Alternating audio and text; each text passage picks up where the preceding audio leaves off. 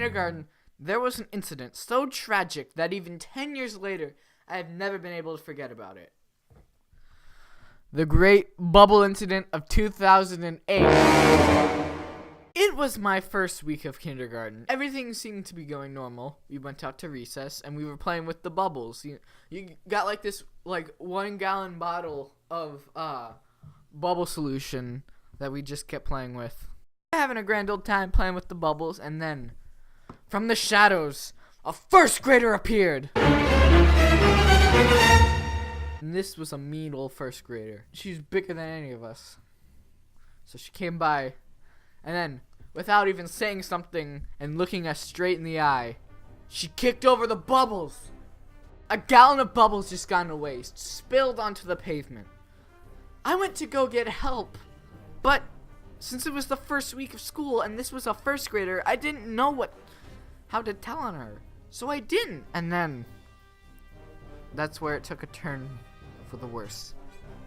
And then the recess aide blew the whistle to tell us to go back inside. So we all lined up, and then the teacher came out. So I was standing next to the puddle of the spilled bubble, and everybody blamed me when the teacher asked, "Who did it?" I was in trouble. For the next hour and a half, I argued with the teacher. I did not do it.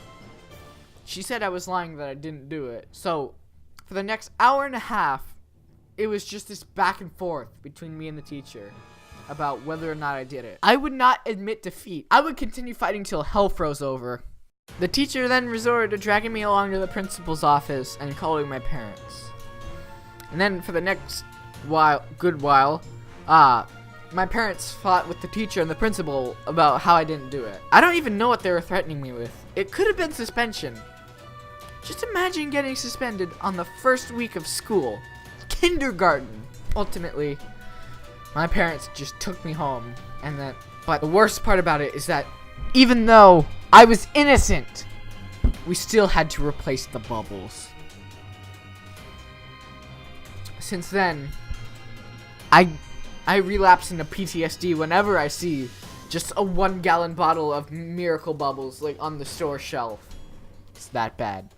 I'm still bitter about it almost 10 years later. But in all seriousness, the teacher is one of the nicest people I've ever met, and she's awesome. I think in retrospect, she knew that she was making a mistake, and I forgive her for that. So there we go. That's the story of one of the most dramatic incidents of my young life. Thanks for watching. Tune in next week to hear the story about how I dropped out of preschool.